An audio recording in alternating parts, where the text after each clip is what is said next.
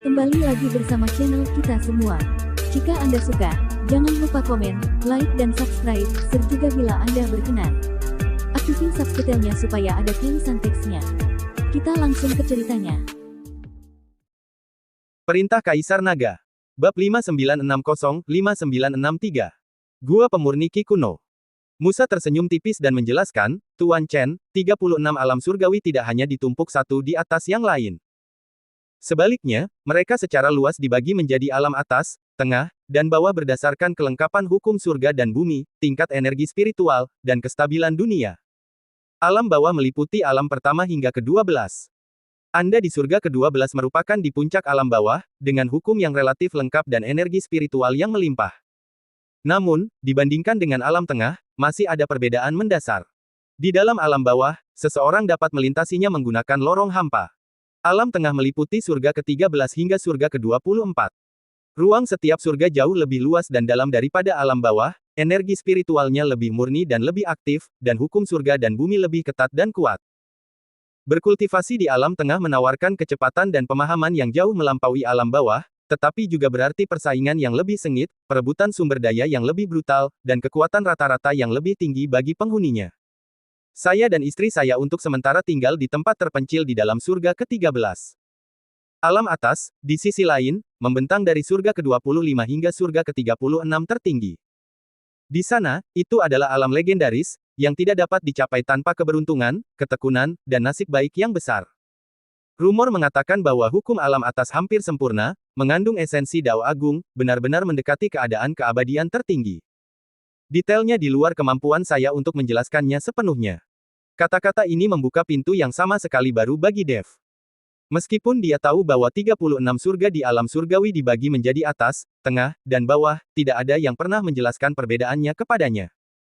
Senior Musa, karena hukum alam atas dan alam bawah pada dasarnya berbeda, apakah sangat sulit untuk melakukan perjalanan dari surga ke-12 ke surga ke-13?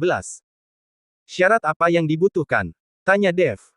Musa berkata, hambatan antar lapisan, terutama yang melintasi alam, jauh lebih sulit daripada melintasi beberapa surga dalam alam yang sama. Dari surga ke-12 ke surga ke-13, yang tampaknya hanya berjarak satu tingkat, sebenarnya adalah transisi dari alam bawah ke alam tengah. Pertama, hanya menggunakan kekuatan yang cukup besar untuk merobek lorong spasial mungkin dapat dilakukan di alam bawah, tetapi menembus membran hukum antara kedua alam hampir mustahil. Membran itu secara otomatis menolak dan melarutkan kekuatan dan bentuk kehidupan yang tidak sesuai dengan hukum dasar alam tengah. Kedua, dibutuhkan seorang pemandu atau penunjuk jalan. Biasanya ada dua cara. Pertama, kekuatan dahsyat atau makhluk agung di alam tengah secara aktif membuka saluran pendakian yang stabil dan disetujui hukum untuk memberikan bimbingan. Ini biasanya untuk mereka yang memiliki bakat luar biasa di alam bawah atau murid dari garis keturunan tertentu. Kedua, menemukan harta karun yang mengandung aura atau koordinat hukum alam tengah, menggunakannya sebagai penunjuk jalan di lokasi tertentu. Pada waktu tertentu, dengan bantuan ritual khusus dan energi yang kuat, jalur sementara dibangun secara mandiri. Cara yang terakhir sangat berbahaya, dengan tingkat keberhasilan yang tipis, dan jalur tersebut sangat tidak stabil. Terakhir, dan yang terpenting. Ekspresi Musa tampak serius, kultivator itu sendiri harus mencapai tingkat kehidupan dan kesesuaian tertentu dengan hukum. Sederhananya, di alam bawah, seseorang harus mencapai alam dewa abadi sejati dan memiliki pemahaman mendalam tentang jalan yang dikultivasikannya. Tubuh fisik dan jiwa seseorang harus mengalami transformasi sampai tingkat tertentu sebelum seseorang dapat beradaptasi dengan tekanan hukum alam tengah. Tidak setiap kultivator alam dewa abadi sejati dapat mencapai surga ke-13. Pemahaman adalah poin terpenting. Jika tidak, bahkan jika seseorang cukup beruntung untuk masuk, mereka akan dihancurkan oleh hukum alam menengah yang lebih berat dan lebih padat, atau tidak mampu menyerap energi spiritual yang lebih halus dan cepat binasa. Dev mengerti setelah mendengarkan, dan bimbingan ini agak mirip dengan tangga surgawi yang pernah ia temui di alam surga dan manusia. Jika bukan karena tangga surgawi, Dev tidak akan pernah bisa mencapai alam surgawi. Saya dan istri saya dapat mencapai surga ke-12 kali ini karena kami merasakan aura Tuan Chen dan kemudian menggunakan harta karun langka yang kami peroleh bertahun-tahun yang lalu untuk sementara menyembunyikan dan beradaptasi dengan hukum alam bawah. Namun, efek harta karun ini terbatas. Kami tidak dapat tinggal di sini terlalu lama, jika tidak, fondasi kultivasi kami mungkin terkikis oleh pengaruh balik hukum alam bawah, yang akan merugikan kultivasi kami. Musa melirik istrinya di sampingnya, matanya dipenuhi permintaan maaf dan kelembutan. Sekarang setelah saya menjelaskan situasinya, kami harus pergi. Jaga diri Anda dengan baik, Tuan Chen.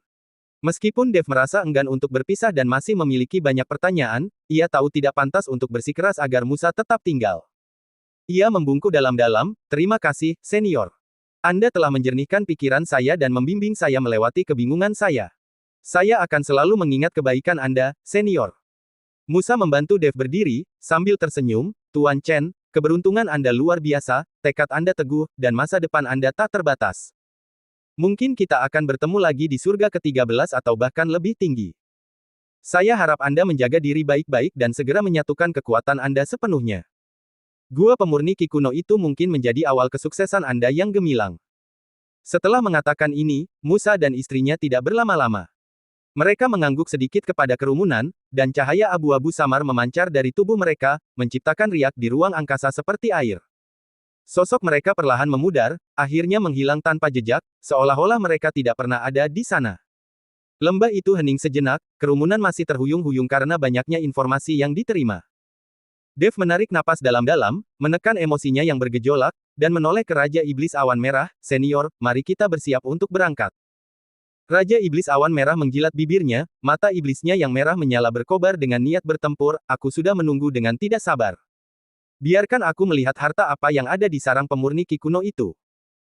Dev kemudian berkata kepada Baltazar Jin dan yang lainnya, pemimpin Sekte Jin, dan para senior yang terhormat, saya akan mencari kesempatan untuk memecahkan kebuntuan ini secepat mungkin. Keamanan lembah untuk sementara dipercayakan kepada kalian semua. Harap berhati-hati dan bijaksana, dan waspadai penyelidikan Istana Dao Jahat. Baltazar Jin berkata, jangan khawatir, rekan Taois Chen, kami akan menjaga tempat ini dan memulihkannya secepat mungkin. Anda, berhati-hatilah. Bravos Li menepuk bahu Dev, nak, kembalilah hidup-hidup. Aku menunggu untuk berjuang kembali ke Istana Dao Jahat bersamamu. Alderson Du hanya mengucapkan dua kata dingin, kembali dengan cepat. Dev tidak berkata apa-apa lagi. Ia bertukar pandangan dengan Raja Iblis Awan Merah, dan keduanya berubah menjadi dua garis cahaya, satu keemasan dan satu merah, menerobos labirin lembah dan melaju menuju Cakrawala Barat, menuju wilayah terpencil yang disebut Musa di dekat sabuk angin hampa. Dev dan Raja Iblis Awan Merah meninggalkan lembah tempat mereka bersembunyi, mengikuti petunjuk samar dari jimat yang diberikan Musa kepada mereka, dan melaju ke arah barat. Surga ke-12 sangat luas dan tak terbatas. Bahkan dengan kultivasi mereka yang luar biasa, mereka membutuhkan waktu 7 hari penuh untuk secara bertahap mendekati wilayah barat yang tandus seperti yang ditunjukkan pada peta.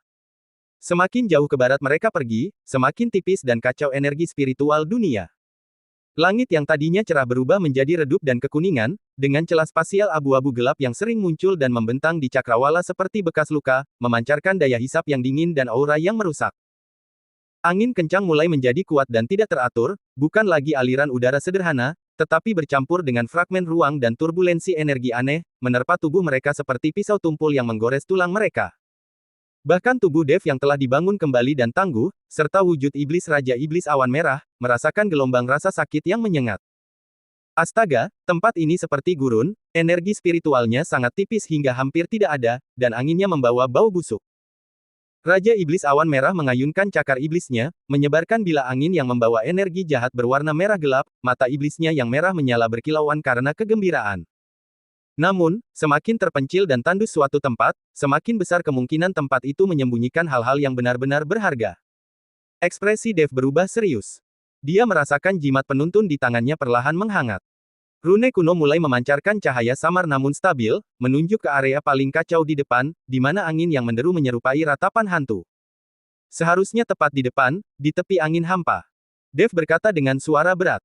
Dia bisa merasakan fluktuasi spasial yang mengerikan di depan, seolah-olah seluruh dunia sedang terkoyak dan teraduk.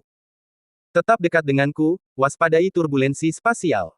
Keduanya menyembunyikan aura mereka, memaksimalkan cahaya spiritual pelindung mereka, dan dengan hati-hati bersiap untuk terbang ke area yang kacau. Ada yang tidak beres. Dev tiba-tiba berhenti dan berbisik kepada Raja Iblis Awan Merah, seseorang mengikuti kita. Mengikuti kita. Raja Iblis Awan Merah terkejut.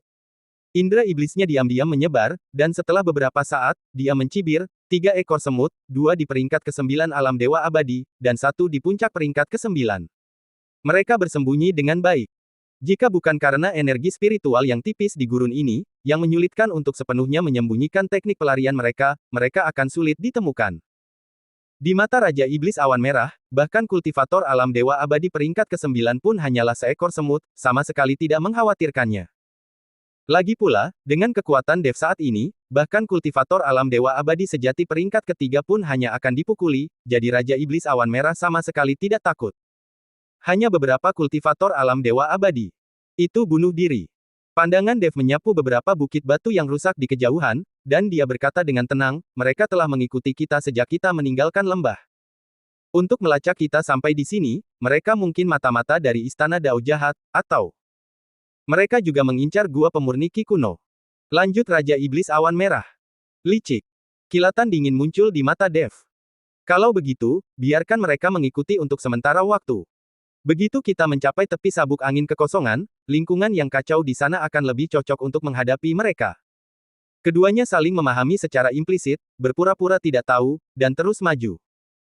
Namun, Dev diam-diam memperluas jangkauan sensor jimat penuntun, dan benar saja, dia mendeteksi 3 aura yang sangat halus di belakang mereka, hampir menyatu dengan lingkungan gurun, membuntuti mereka dari jauh dengan semacam teknik pelacakan misterius.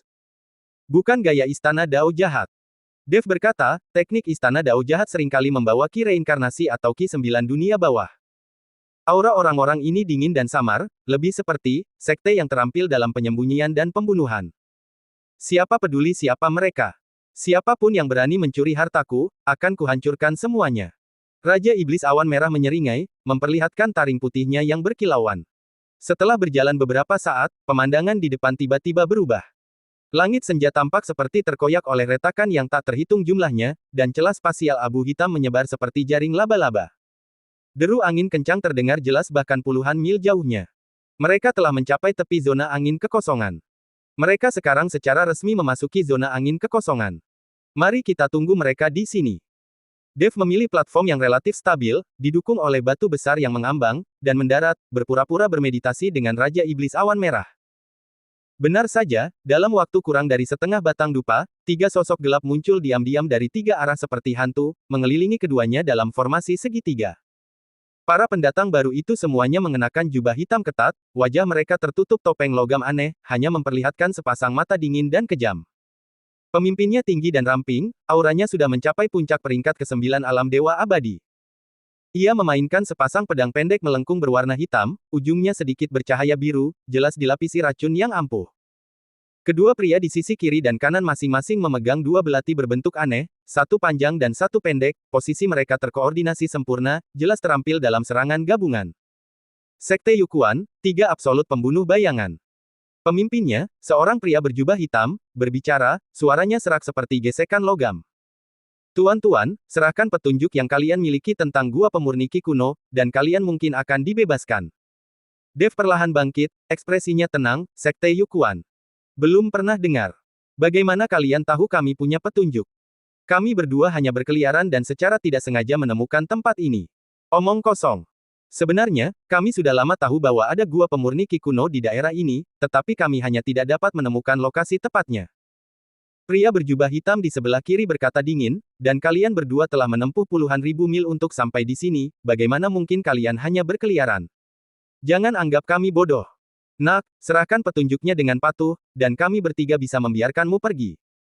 Pria berjubah hitam di sebelah kanan mengancam Dev. Begitu. Dev tiba-tiba mengerti. Sepertinya kalian sudah mengawasi kami sejak tadi.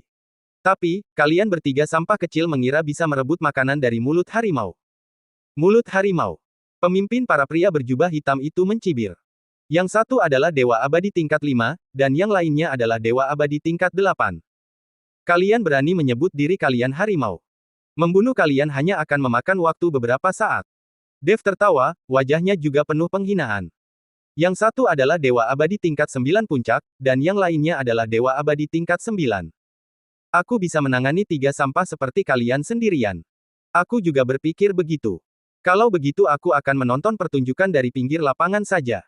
Setelah itu, Raja Iblis Awan Merah benar-benar berjalan ke samping dan duduk, lalu berkata, akan lebih baik jika ada biji melon dan arak. Dev memutar matanya ke arah Raja Iblis Awan Merah, terdiam. Bocah, kau terlalu sombong. Hari ini aku akan menunjukkan kekuatan pembunuh bayangan kami. Kata-kata itu belum sepenuhnya keluar dari bibirnya ketika tiga sosok hitam bergerak serentak. Tanpa bayangan, ketiga sosok itu tampak menghilang begitu saja, muncul di samping Dev di detik berikutnya. 6 bilah beracun, seperti ular berbisa yang menjulurkan lidahnya, mengarah langsung ke titik vital. Lebih aneh lagi, serangan mereka benar-benar senyap. Bahkan suara udara yang terkoyak hampir ditelan oleh teknik rahasia. Seorang kultivator biasa mungkin bahkan tidak akan mampu bereaksi sebelum mati. Namun, mereka bertemu dengan Dev dan Raja Iblis Awan Merah. Trik bocah. Raja Iblis Awan Merah tertawa terbahak-bahak. Dev, jangan membunuhnya terlalu cepat. Bersenang-senanglah, biarkan aku menikmati pertunjukannya. Dev mengangguk, lalu bergerak. Ia tidak menggunakan pedang, tetapi hanya menunjuk jari telunjuk kanannya ke udara. Cahaya abu-abu menyambar ujung jarinya. Cahaya abu-abu yang tak mencolok itu tampak mengandung kekuatan lubang hitam, mampu melahap segalanya.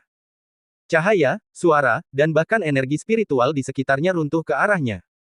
Tiga pedang yang datang pun tak terkecuali, tanpa terkendali terpantul ke arah cahaya abu-abu itu. Apa-apaan ini?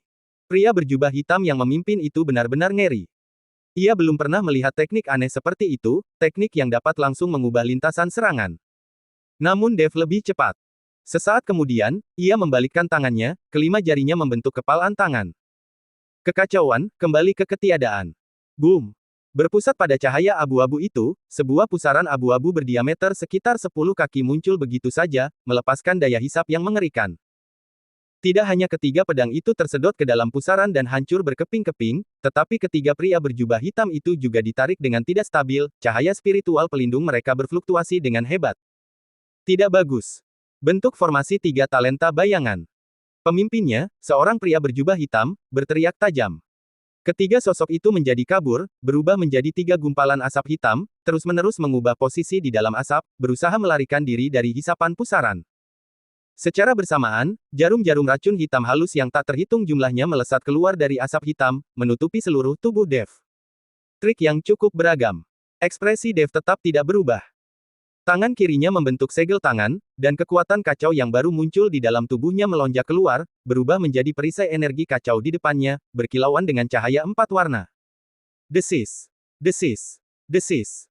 Jarum-jarum racun itu menghantam perisai energi, seperti lembu lumpur yang memasuki laut. Mereka hancur berkeping-keping dan dilahap oleh energi kacau tanpa menimbulkan riak sedikit pun. Giliranku. Kilatan dingin muncul di mata Dev, dan tinju kanannya, yang tadinya terkepal longgar, tiba-tiba terbuka. Vortex abu-abu yang kabur tiba-tiba meledak, tetapi tidak keluar. Sebaliknya, ia dengan cepat menyusut ke dalam, berubah menjadi singularitas hitam pekat seukuran kepalan tangan, dan kemudian bas. Singularitas itu lenyap, dan gelombang kejut spasial tak terlihat menyapu dengan kecepatan di luar jangkauan indera ilahi. Ah! Puff! Tiga gumpalan asap hitam menghilang secara bersamaan, memperlihatkan sosok tiga pria berjubah hitam yang berantakan. Topeng mereka hancur, darah menyembur dari mulut mereka, mata mereka dipenuhi teror. Gelombang kejut spasial mengabaikan aura pelindung dan teknik bayangan mereka, langsung menghantam tubuh dan jiwa fisik mereka. Seandainya ketiganya tidak memiliki kultivasi yang solid dan refleks yang cepat, serangan itu akan cukup untuk melukai mereka dengan parah. Sialan! Anak ini bahkan bukan dewa abadi tingkat 5. Pria berjubah hitam yang memimpin itu terkejut sekaligus marah. Kekuatan dan metode aneh Dev benar-benar melampaui ekspektasi mereka. Sekarang kau baru sadar. Terlambat. Raja Iblis Awan Merah tertawa terbahak-bahak. Melarikan diri dari bayangan. Ketiga pria berjubah hitam itu, bagaimanapun juga, adalah elit sekte Yukuan. Dalam situasi hidup dan mati ini, mereka secara bersamaan menggunakan teknik melarikan diri penyelamat hidup mereka, sosok mereka berubah menjadi asap hitam sekali lagi, melesat ke tiga arah yang berbeda. Mencoba melarikan diri. Dev mendengus dingin, menghentakkan kakinya dengan ringan. Swoosh! Sebuah riak abu-abu yang terlihat menyebar darinya, seketika menutupi area seluas 100 kaki.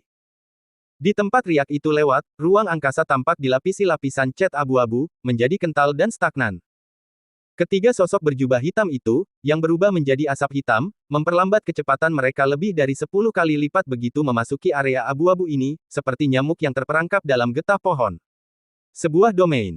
Ini tidak mungkin. Pemimpin dari sosok berjubah hitam itu meraung putus asa. Sebuah domain, itu adalah kekuatan yang hanya dapat dikuasai oleh Master Alam Dewa Abadi Sejatu. Bagaimana mungkin seorang kultivator alam dewa abadi dapat menggunakannya? Mereka tidak tahu bahwa setelah Dev menyatu dengan benih asal kekacauan, kendalinya atas kekuatan telah mencapai batas hukum.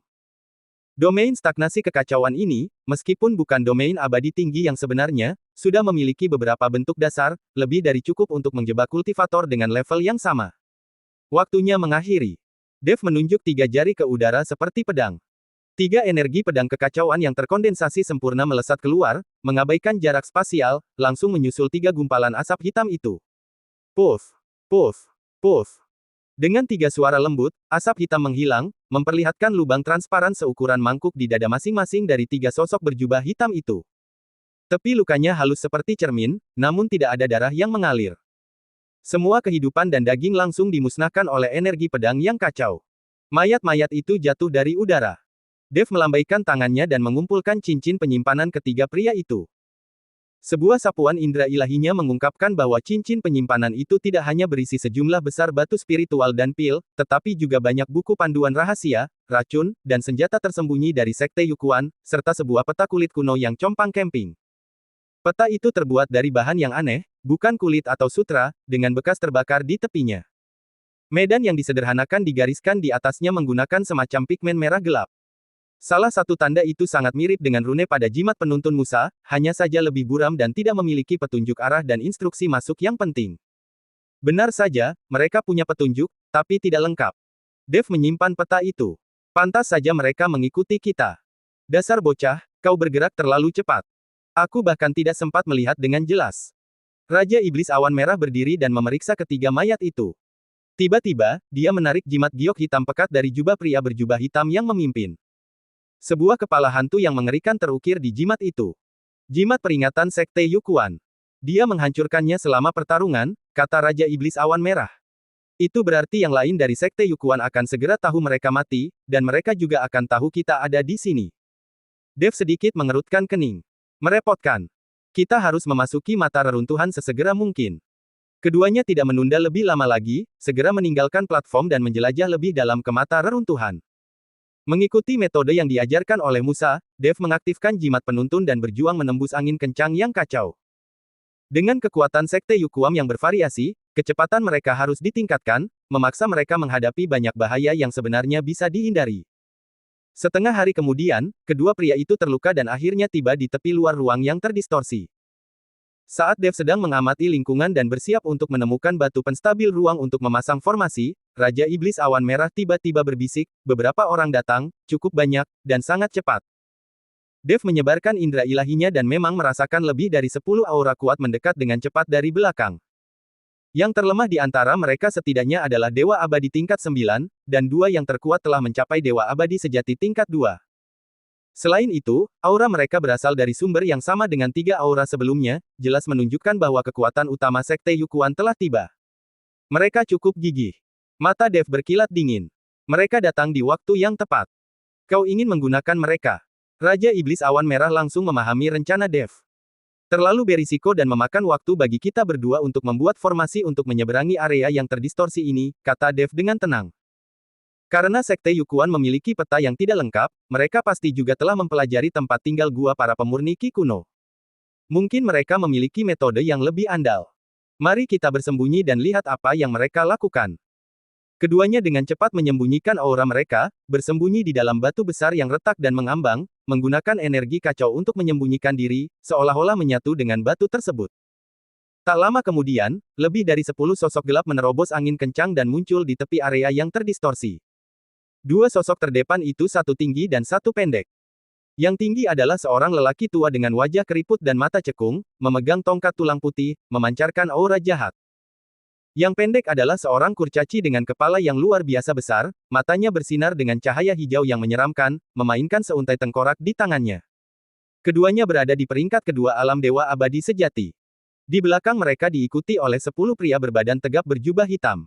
Tetua ketiga, lampu jiwa para pembunuh bayangan telah padam.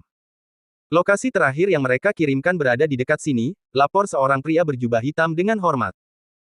Pria tua yang keriput itu, tetua pertama Sekte Yukuan, mengamati sekeliling dengan matanya yang berkabut, tatapannya lama tertuju pada area yang terdistorsi itu. Ia berkata dengan suara serak, para pembunuh bayangan sangat berhati-hati. Jika mereka tidak bertemu musuh yang sangat kuat, mereka tidak akan bisa melarikan diri. Orang yang membunuh mereka kemungkinan besar sudah masuk ke dalam.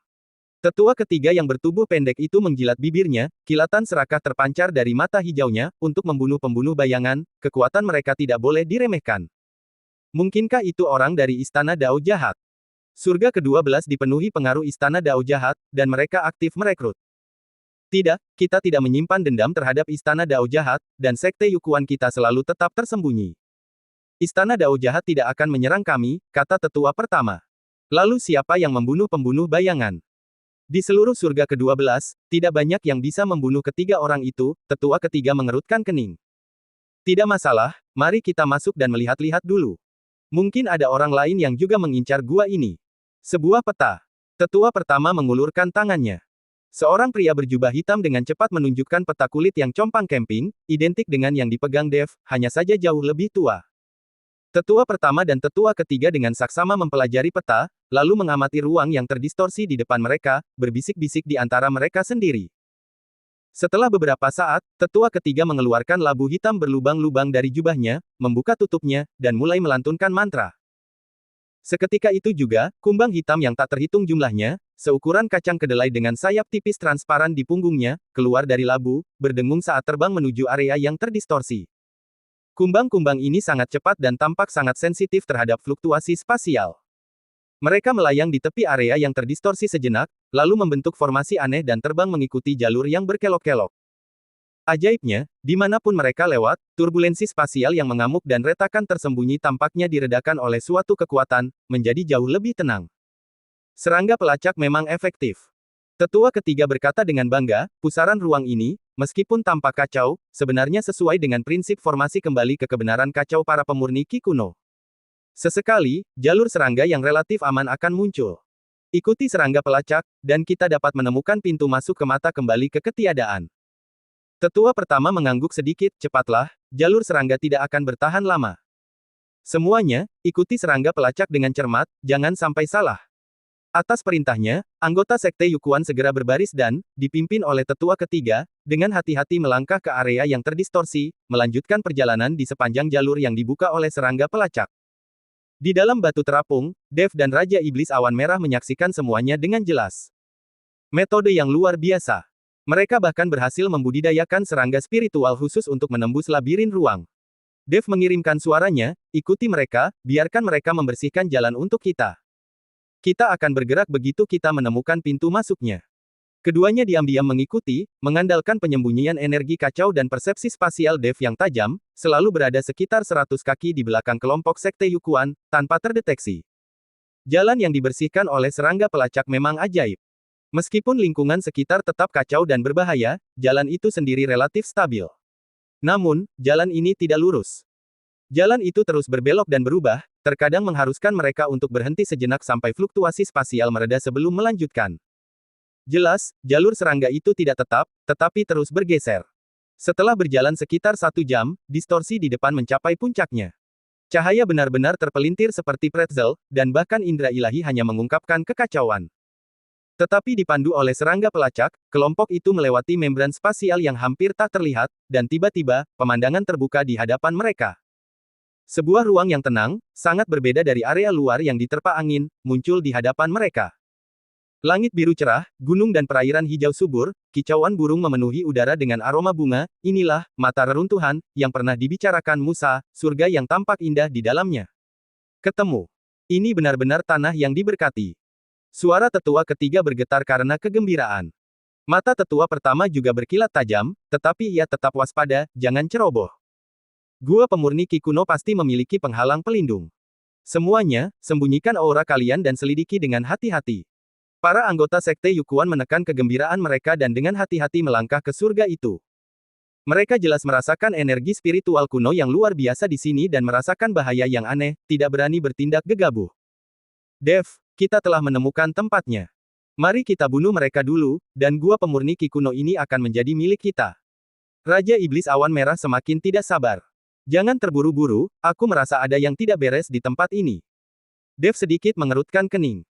Ia merasa ada sesuatu yang tidak beres. Dunia yang tampak damai di hadapannya ini terasa tidak nyata. Biarkan mereka melakukan pengintaian terlebih dahulu. Surga ini mungkin tampak tenang, tetapi sebenarnya penuh dengan bahaya, kata Dev. Bersambung.